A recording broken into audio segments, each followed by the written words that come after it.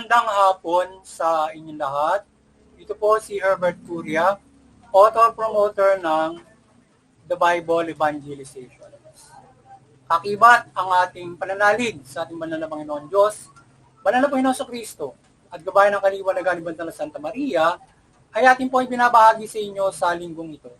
Ang mensahe ng ating banal na Panginoon Diyos. Ang tema ng mensahe ng ating banal na Panginoon Diyos ay manalig sa pagpapagaling ng Panginoong Jesucristo at mga apostol sa mga may sakit at may mga kapansanan. Yan. At ngayon po ay babasahin ko sa inyo ang mga mensaheng ito mula po doon sa bagong tipan ng mabuting balita ng paghahari ng ating banal na Panginoon Diyos sa pamamagitan ng banal na Panginoong Jesucristo. At ayon po dito kay Apostol San Mateo, Kabanata 4, talata 23 hanggang 25. Ito po ang mensahe. Inibot ni Jesus ang buong Galilea, nagturo sa mga sinagoga at ipinangaral ang mabuting balita tungkol sa paghahari ng Diyos. Pinagaling din niya ang mga tao sa bawat sakit at karamdaman. Siya ay nabantog sa buong Syria kaya dinala sa kanya ang lahat ng may sakit at mga pinahihirapan ng iba't ibang karamdaman. Mga inaalihan ng mga demonyo, mga himatayin, mga paralitiko. Pinagaling silang lahat at sinundan siya ng napakaraming tao. Buwat sa Galilea, Decapolis, Jerusalem, Judea at lupain ng Jordan. Patuloy po natin kay Apostol San Mateo, Kabanata 5, talatang 29 hanggang 31. Ito po ang mensahe. Pag alis doon, nagbalik si Jesus sa tabi ng lawa ng Galilea. At siya ay umahon sa burol at naupo. Nagdatingan na napakaraming tao na may dalang mga pilay, bulag, pingkaw, pipi, at marami pang iba. Inilagay nila ang mga may sakit sa harapan ni Jesus at kanyang pinagaling sila. Na mga tao na makita nila nagsasalita na ang mga pipi. Gumaling nga ang mga pingkaw, nakalalakad na ang mga pilay at nakakita na ang mga bulag at nagpuri sila sa Diyos ng Israel. Pagpatuloy po natin sa mga gawa, Kabanata 5, talatang 12, talatang 15 hanggang 16. Ito po ang mensahe. Maraming himala at kababalagan ang ginawa ng mga apostol at ito ay nasaksihan ng mga tao. Nagtipon-tipon sa portiko ni Solomon ang lahat ng sumasampalataya. Ang may sakit ay dinala sa mga lansangan at inilagay sa mga papag at mga higaan. Upang pagdaan ni Pedro ay matamaan ng kanyang anino ang ilan man lamang sa kanila. At dumating din ang maraming taong galing sa bayang Kalugnog ng Jerusalem. Dala ang kanilang mga may sakit at mga pinahihirapan ng masasamang espiritu, ang silang lahat ay pinagaling. Pagpatuloy po natin sa mga gawa, Kabanata 9, talatang 32 hanggang 35. Ito po ang mensahe. Naglalakbay noon si Pedro upang dumalaw sa mga kapatid sa pananampalataya sa pagdalaw niya sa mga kapatid sa Lida. Natagpuan niya roon ang isang lalaki na nagngangalang Eneas. Siya ay paralitiko at 8 taon nang nararatay. Eneas, ani Pedro, pinagaling ka ni Kristo. Tumindig ka't ayusin mo ang iyong higaan at siya'y tumindig agad. Nakita siya ng lahat ng naninirahan sa Lida at Saron at nanampalataya sila sa Panginoon. Pagpatuloy po natin sa mga gawa, Kabanata 11, talatang 11 at 12. Ito po ang mensahe. At gumawa ng mga pambihirang kababalagan ng Diyos sa pamamagitan ni Pedro. Kahit panyo o dilantar na kanyang ginagamit ay dinadala sa mga may sakit, gumagaling ang mga ito at umaalis sa kanila ang masasamang espiritu. Ito po ang mensahe at salita ng ating banal na Panginoon Diyos sa ating pagbabahagi ng mabuting balita dito sa The Bible Evangelization. Pasalamatan po natin ang ating banal na Panginoon Diyos, banal na Panginoon sa Kristo, banal na Espiritu Santo, gayon din ang banal na Santa Maria. Maraming salamat po sa ating banal na Panginoon Diyos, banal na Panginoon sa Kristo, banal na Espiritu Santo, at banal na Santa Maria. Ngayon po ay ipaliliwanag ko sa inyo ang mga mensaheng ito mula po sa tema na manalig sa pagpapagaling ng Panginoong Jesucristo at mga apostol sa mga may sakit at mga may kapansanan. Yan. Ngayon po ay nais pong ibabatid sa atin ng ating banal na Panginoon Diyos sa pamamagitan ng kanyang inihayag at ginawa ng ating banal na Panginoon Kristo, na tayo ay mayroong malaking pag-asa. Tayo ay umasa sa pagpapala ng ating banal na Panginoon Diyos, na tayo ay bigyan ng pagkakataon na gumaling sa ating mga karamdaman at mga kapansanan sa pamamagitan ng mga kababalikan na ginagawa ng ating banal na Panginoon Diyos. Yan. At lalong-lalo na siyempre doon sa mga may malalang mga karamdaman at yan ang mayroong mga kapansanan. So yung kahit na may mga yumagaan na karamdaman at lalong-lalo may mabigat na karamdaman, kahit pumunta sila sa ospital, sila ay maaring lumala at hindi na gumaling. Mayroon din naman yung mga may kapansanan, siyempre hindi na sila nalulunasan pa. Pero binibigyan ng pagkakataon ng pag-asa ng ating banal na Panginoon Diyos mula doon sa nananampalataya na sila ay gabayan ng kababalagan, kagaya ng ginawa ng banal na Panginoon Kristo, mga binigyan ng kapangyarihan para makapagpagaling. Hanggang sa mga panahong ito na mayroong mga nakagagawa ng kababalagan para mapagaling yung mga karamdaman. Magaan man yan, or mayroong may mga kapansanan. So ngayon ay yan ay malaking pag-asa para doon sa ating mga tao na madugtungan at humaba pa yung buhay. Sa pamamagitan ng pananampalataya, ay bigyan tayo ng pagkakataon ng Panginoon Diyos. Aside from that, ay binibigyan din ng pagkakataon yung mga hindi nananampalataya at mahina pa nananampalataya sa pamamagitan ng kakayanan ng ospital, kakayanan ng mga doktor na ginawa naman ng Panginoon Diyos, at ang mga medisina na ginawa niya para mapagaling yung karamdaman, hindi na natin sa kalaman. Mayroong ospital, mayroong mga doktor na nakapagpapagaling ng karamdaman. Ngayon, mayroon din hindi naniniwala dyan. Ngayon naman ay ang ating ospital, mga medisina, mga herbal na ginagawa, yan nakapagpapagaling ng karamdaman. Subalit, mayroong hindi na nalulunasan. Kagaya rin ng mga may mga kapansanan. Ngayon, sa pamamagitan ng ating pananampalataya rin, kakibat ng mga medisinang ito, ng kakayanan ng mga doktor, tayo napapagaling sa ating mga karamdaman. Bibigyan nagtutulungan, lalong-lalo na yung mga walang kagalingan, nararatay na halos mamatay na. Sa sakit ay napapagaling pa rin ng ating mga ospital. Yung iba naman na nalulunasan yung ibang mga kapansanan sa pamamagitan ng pananampalataya at gabay ng banal na Panginoon Diyos mula dito. Pero higit ay yung pananampalataya natin sa banal na Panginoon Diyos na tayo ay hindi pahirapan sa mga karamdaman ito at daglian tayong mapagaling sa ating mga karamdaman.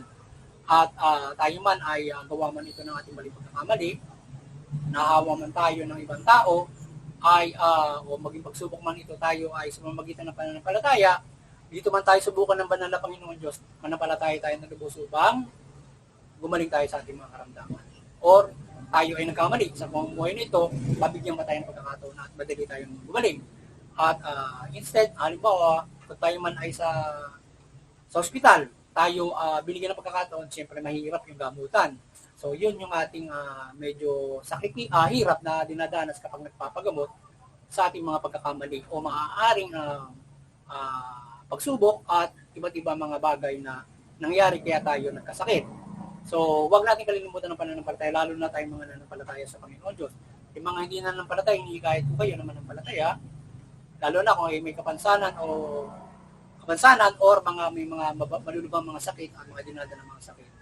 Tayo manampalataya, umasa tayo na tayo mapagaling pa, lalo na yung mga dinudugtungan na lamang ng buhay sa pamamagitan ng medisina, umasa tayo na tayo ay mabigyan pa ng pagkakataon na mabigyan ng himala para gumaling sa ating mga karamdaman. So, umasa tayo sa pananampalataya na yan. Huwag niyong kalimutan ang pananampalataya sa banal na Panginoon Diyos sa iba't ibang mga sakit na nararanasan. Panalangin din natin yung mga ospital na ito ay gabayan ng banal na Panginoon Diyos para matukoy nila ang inyong mga karamdaman. So kaya tayo manampalataya ng lubos sa Panginoon Diyos mula sa ginawa ng Panginoon Kristo at mga apostol na ginawa nila ng mga panahon na yan na nakapagpapagaling at napanghihimalaan ang mga may kapansanan o may mga sakit. So yun malaking pag-asa para sa atin. So yung medicine meron ding kakayanan para diyan. Patigit sa lahat yung ating pananampalataya. Bagamat yung iba walang pananampalataya doon sa ating Panginoon Diyos para mabigyan ng pagkakataon yung may mga kapansanan, yung mga malulubang mga sakit. Kaya sila ay nararatay at sila ay lumahaba yung kanilang gamutan sa ospital para mabigyan pa sila ng pagkakataon, or else ay yun ay yung nagiging sanhi ng kanilang kamatayan sa kanilang mga sakit, sanhi ng kakulangan sa pananampalataya. Lalo na dahilan ay ang mga pagkakamali nila sa buhay na ito, kaya sila nagkaroon ng sakit or nahawa. Yun. So kaya tayo ay paniwalaan natin ang ginawa ng Panginoon Kristo, mga apostol, in pray to God para tayo ay bigyan ng himalaan at kagalingan ng ating banal. So tayo ay hindi mawawalan dapat ng pag-asa for that na tayo ay mapaghimalaan ng banal na Panginoon. Or else, hindi man tayo, halimbawa yung may kapansanan na kagaya ng mga amputated at iba pa mga kapansanan na kung tayo man ay nakaranas ng ganyan, na hindi tayo, sa pananampalataya natin, pag-asa natin sa Panginoon, hindi man tayo pinaghimalaan, maaaring man yung mahina ang pananampalataya natin at walang isinugo para makapagpagaling yan, tayo naman ay gagabayan naman ng Panginoon Diyos para tayo ay makaahon o malagpasan natin ang mga dinadalang yan sa pamumuhay na ito sa pananampalataya natin naman sa ating banal na Panginoon. Na mayroon tayong daladalang ganyan, kagaya ni Apostol San Pablo. So mayroon siyang daladalang sakit na hindi naman siya namamatay dun sa sakit na yun, pero kaya niyang dalahin yun. At mayroong ibayo siyang pananampalataya sa Panginoon. Kaya kung mayroon man kayong sakit, iba yung pananampalataya para patuloy na kayo pagkalooban pa ng buhay ng Panginoon Diyos at makayanan niyo ang mga dalahin na yan, lalong-lalo na yung may mga mabibigat na mga kamansanan na walang malaking pananampalataya at walang isinugo sa lugar ninyo na makapagpagaling ng inyong karamdaman. Maaaring ang nagagawa lamang nakakayanan ng medisina ang maaaring makapagpagaling sa inyo o makatulong sa inyo mga karamdaman, mga may kapansanan. Halimbawa, yung mga nabibigyan ng kaunting kaliwan, pagkakakita, pagdinig, sa mapamagitan ng mga technology yan, yung mabigyan ka ng prosthetic na mga para makalakad ka, na ginagawa ng ating medisina for that kind of na mga may karamdaman. But, syempre, yung mga gano'n na hindi napagaling, walang makapagpagaling, walang malaking pananampalataya para makapagpagaling ay, syempre, yun ay kaya yung mga halimbawa kung ikaw may malaking pananampalataya o ikaw man ay matanggalan ng tenga, kagaya ng mababalik sa iyo yan kapag yan ay may pananampalataya at mabigyan ka ng pagkakataon. Like, kung walang maghihimala sa inyo yung medicine, pwedeng gawin sa atin yon. But definitely, yung mga nagkamali na nangyari sa kanila na hindi na mapaghimalaan pa, ay binibigyan ng pagkakataon na madalan nila ang suffering na yan, makalagpas sa buhay. Maging ehemplo rin kayo sa ibang tao na mga tamad, na mga walang magawa sa buhay na kayo ay kayo gayahin doon sa inyong mga pamumuhay na kayo ay makapagpatuloy. Kaya kayo ginagabayan. At yung ding ating pamahalaan, mga tao ay magabayan sa malaking magkaroon ng kahabagan at sila ay makatulong sa mga agaya ninyo na may mga karamdaman. At sila ay magkaroon ng pag-asa sa kaligtasan spiritual sa pamamagitan ng pagtulong sa mga may karamdaman. Sapagkat ang mga pagtulong dyan, lalo na sa mahirap din, ay nakapagliligtas ng kaluluwa at nakapag-ahangok sa kanyang naging pagkakasala para maligtas sa kanyang espiritu kung makatutulong sa mga may sakit, may mga kapansanan. So yun. Kaya yan at sana ganyan yung kayo ay kahit na umasa kayo magkaroon malaking pananampalataya na mapagaling pa kayo, magawan kayo ng kapabalagan.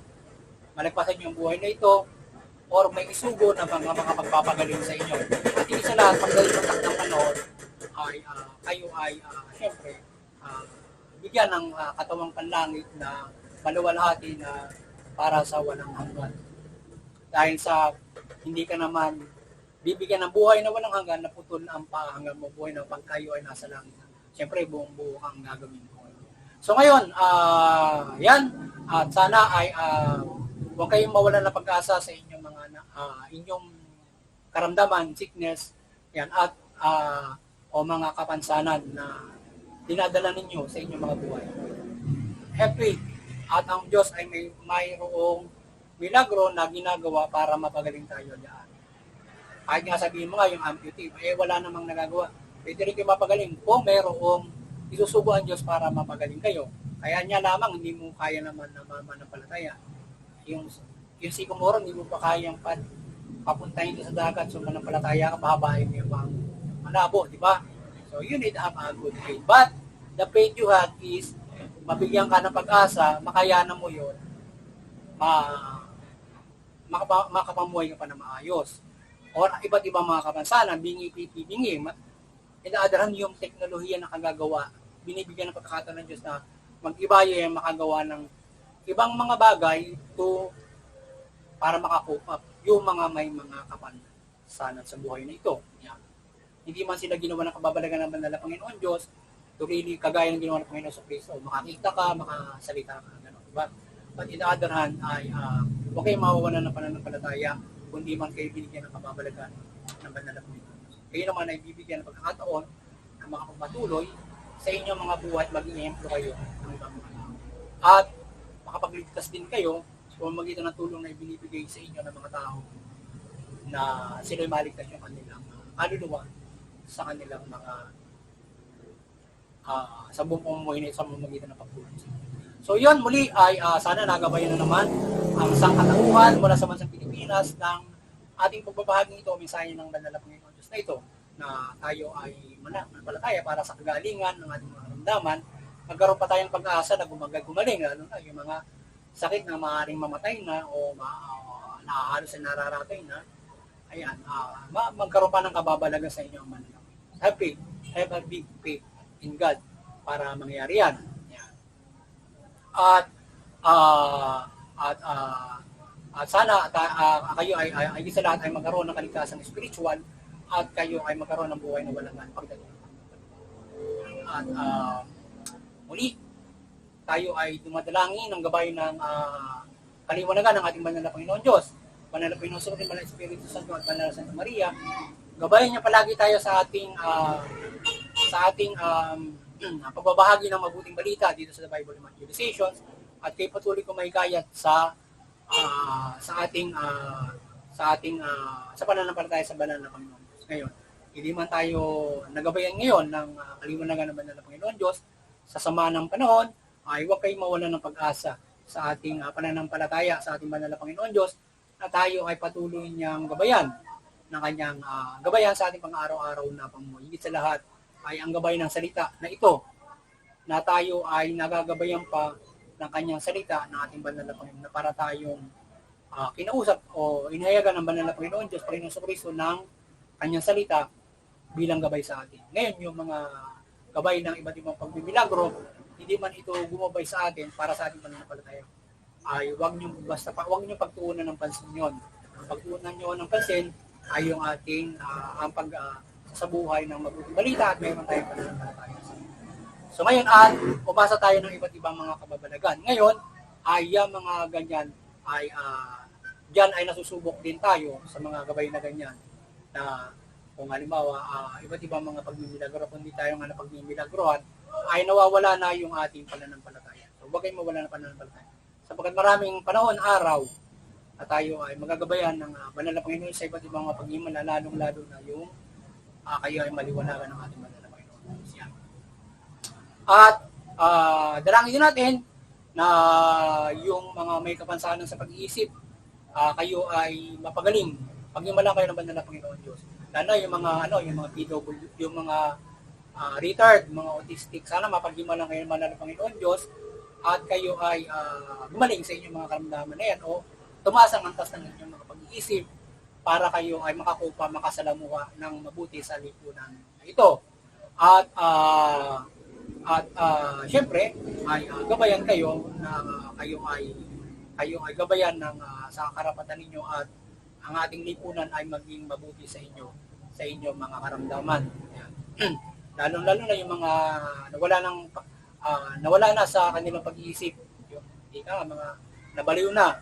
So sana yung mga taong yun ay gabay ng himala at makabalik pa sa kanilang normal na pag-iisip, at sila ay makapamuhay pa na maayos sa gabay at pagpapala ng ating mga.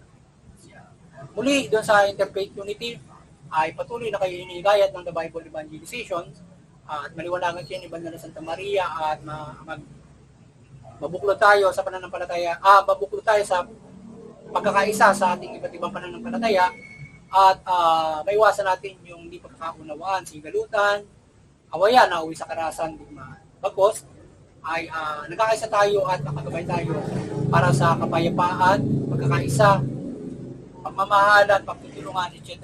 na mabubuting aral ng ating mga natibo. At magabayan natin ang bawat community, family, community, bansa, at bawat mga bansa buong sa lahat. Doon naman sa CBCP Vatican Church, patuloy yung maliwanagan ni Madonna Santa Maria at patuloy yung patuloy.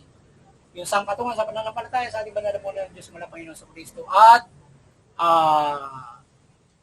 kayo ay patuloy yung sa pananampalataya sa ating banal na Panginoon Diyos.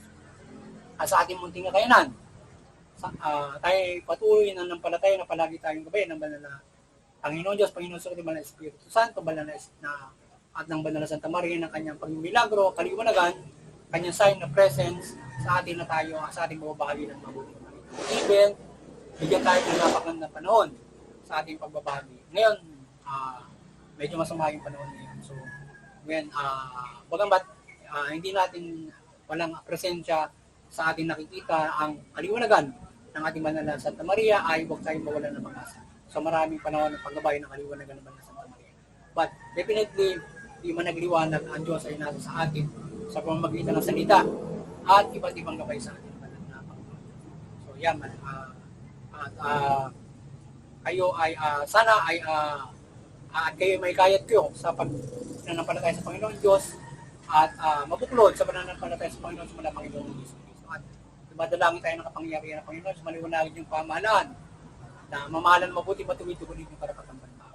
Sa gayon yung inyong mamay makikinabang ng lubos, makapamumuhay sila ng mabuti, matuwid, ayon sa karapatan, with sa lahat makapanampalataya sila sa ng lubos sa Panginoon Diyos, mula Panginoon sa Kristo at patuloy.